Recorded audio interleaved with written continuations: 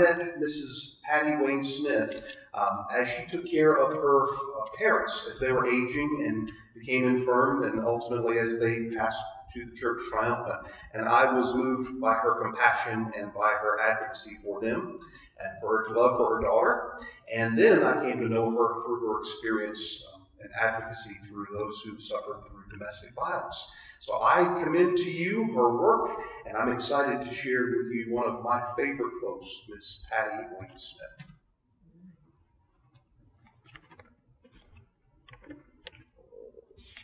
I'm afraid to say anything after all that. That was really nice. So you're probably wondering about my story.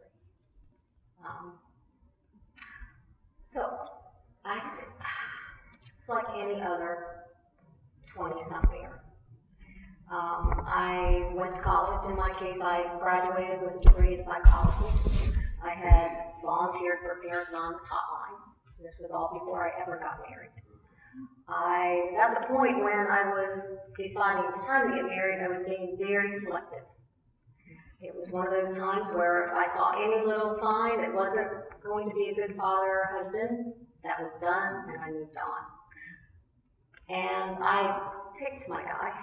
He picked me. We picked each other.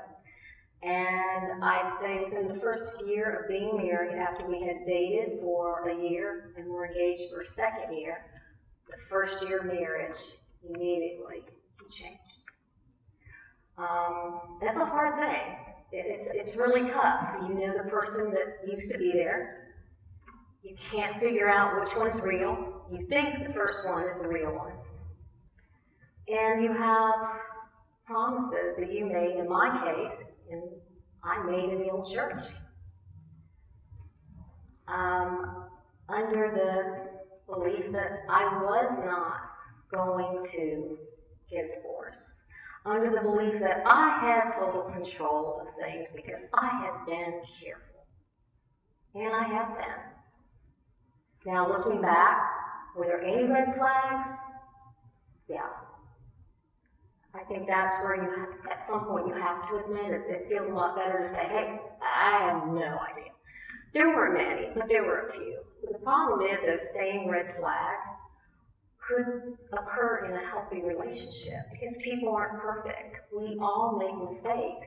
And sometimes a really, really stable person is going to mess up, and it's not that big a deal.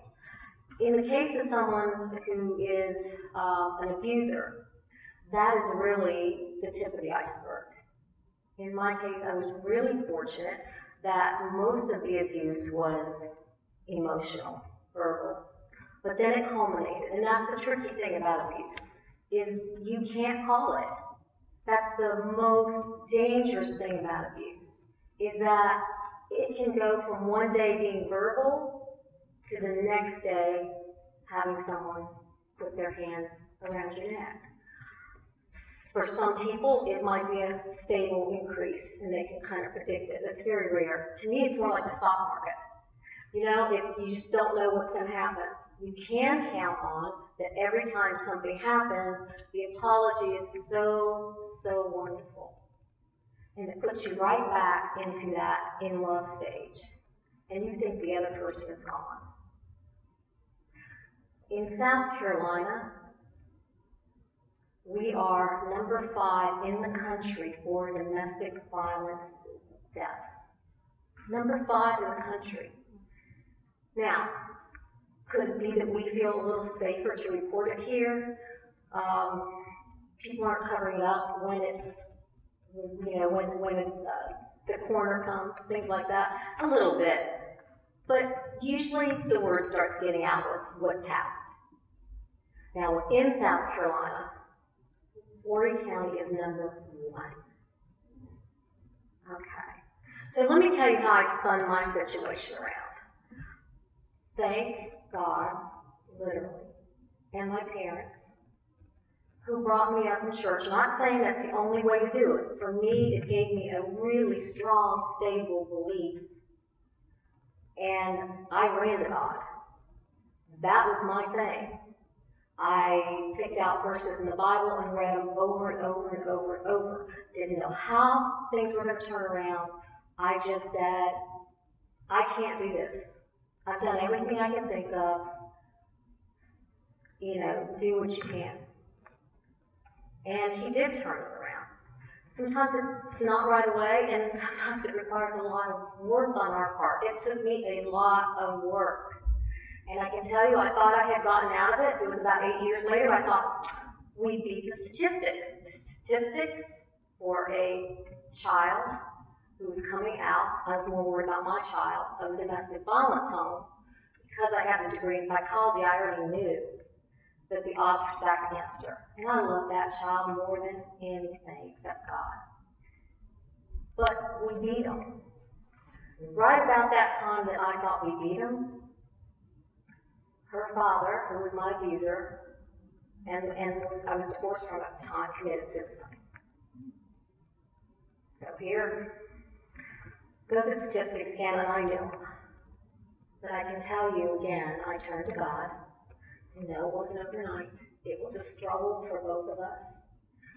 But what has come out of it by believing in Him and believing that He can turn things around is that now I have this book out and absolutely filled with joy that I've never known in my life at being able to expand it and put it out there and hopefully help people. My daughter, who's 26 now, has a master's in mass communication. She lives in Atlanta. She has a heart of gold. And what really fills me up is the fact that she is in healthy relationships. And that's one of the most important things, is that they learn by what we do, not by what we say. When we are confronted with a situation, they see how we handle it. And then when they go forth in their life, whether they know it or not, that's what they turn back to. How did my mom handle it? How did my mom handle it when someone mistreated her over and over? So I think that's what we need to look at. One of the things that I believe, there's a few things that I believe. One of them is that there is this straight road to God. Yes, Jesus, we know that. But there's another one, and it's called, and it actually is Jesus, it's called hope. And we need to walk on it. We need to hold on to it and never, ever let it go. Because that hope is that little light that's shining in a dark room. And that tiny little light will brighten the entire room up. Just focus on it, whether it's you or it's someone you love. That's the thing, is just do not let go of hope. Now in this area we have the Family Justice Center, which is in Georgetown County. Victims in Horry County can use the Horry County shelter. There's also a little satellite counseling office in Horry County. I'm a speaker with the Family Justice Center Speakers Bureau now, and I'm just involved, got involved with Freedom Readers. It's just branching out. I feel like God's just branching me out and branching me out and branching me out. And I think He calls every single one of us. I don't feel like there's anything special about me. And I've been humbled over and over. I can tell you, my parents, I was not humbled.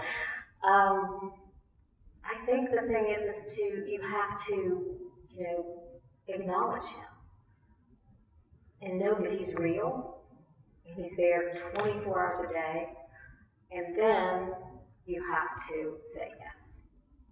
It's hard. I just finished a rough draft of a novel.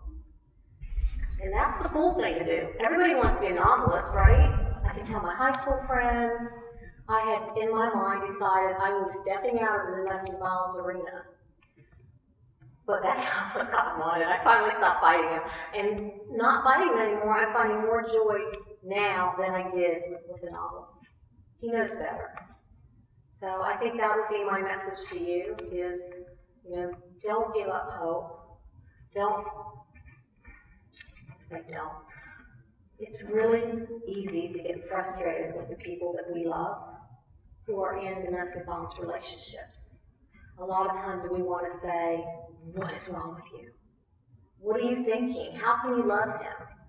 One of the things I learned from writing the book was that is not the right approach. Because then we're doing the same thing he's doing. We're tearing it down. So what we need to do is we need to treat it the same way that we treat or a doctor would treat a diabetic, which is to say, I know you love him. I even see some reasons why you could love him. But he's not good for you, and he might kill you.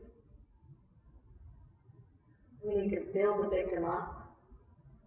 Look for good things that they're doing, even if it was 10 years ago. You know, he used to be the best artist because the abuser's tearing it down.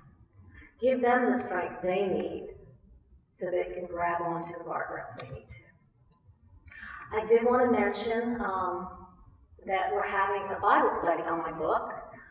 We already had one little one on it. We're really getting into the meat of it. It's this Monday at 6. And I would love for anyone that wants to come. You can get a book today. I even have the sheets for it with me today. Or you can just show up and I'll have books there. But please join us. We're going to be talking about this. I don't know everything either. I learn as I go. I learn so much off of other people just by talking to them. That's actually the diabetic reference. I learned that after I wrote the book. I was doing some speaking and it just hit me. It all made sense. So I really encourage everybody to come out. I'll be, with my book in the back after we're done. And if anybody, has any questions, just let me know, okay? And I just want to, thank you, Pastor. He has been, he's so supportive of so many causes. And I just want to thank God for me being